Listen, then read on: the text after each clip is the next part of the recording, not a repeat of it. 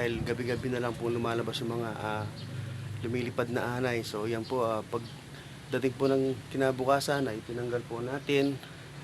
So nagtabi-tabi naman po tayo kung baka po mayroong ibang nandito na hindi natin alam, kaya nagtabi-tabi po tayo. So ang purpose po natin dito ay tanggalin po yung bahay ng anay. So ilabasa naman po sila. Ewan ko lang po kung saan galing yan na ayan po, nilagyan po natin silang batya. Nagpatay po tayo ng ilaw dahil kapag gumiga po tayo niyan at pumunta ito sa kama, siguradong papasok sa mga tenga natin, kaya hindi po natin binuksan ang mga ilaw ngayon.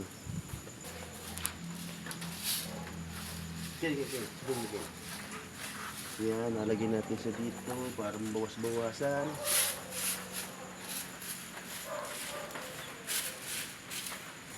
So yan, para po silang araw-araw o kamaro kung tawagin, kung titingnan.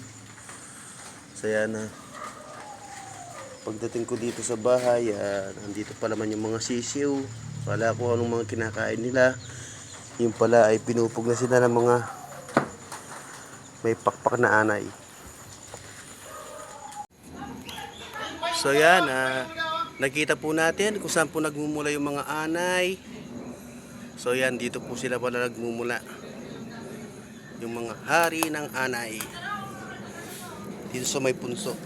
So yan po, tatlong gabi na po kasi na mayroon pong anay. Kaya nakita po natin kung saan sila nagmumula. Dito po sa may malapit sa Kalamungay, ginawa po nilang punsoy. Ayan po, dito po sila naggaling.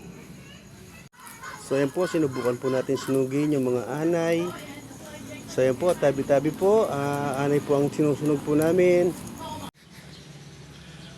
So yan po, kinabukasan po ay tinanggal po natin ito pong bahay ng anay dahil gabi-gabi na lang po lumalabas yung mga lumilipad na anay. So yan po, pag dating po ng kinabukasan ay tinanggal po natin.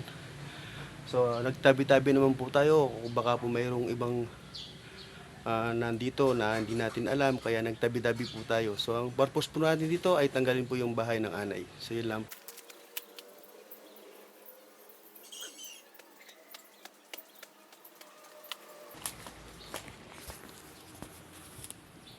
So yun po ang mga nagsisilbing colony ng mga anay. So yan. So kailangan po nating hanapin yung pinaka arena para po matanggal. So yan, nakita po natin yung hari ng anay. So ayan po siya. So yan, tingnan po natin na baka mayroon pa po siyang ibang kasama na reyna.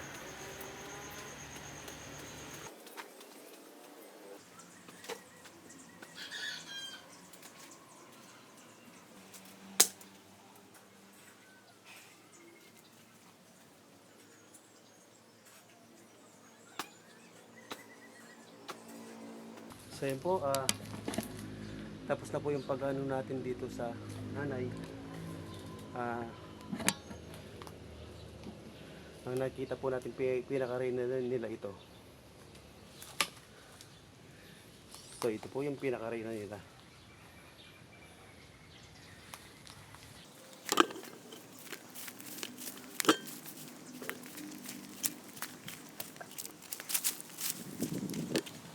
Yan po ang pinaka-arena po nila na nakita natin.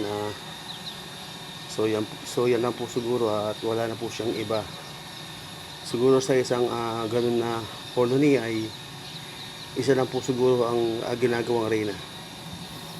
So yan po, salamat po sa manonood.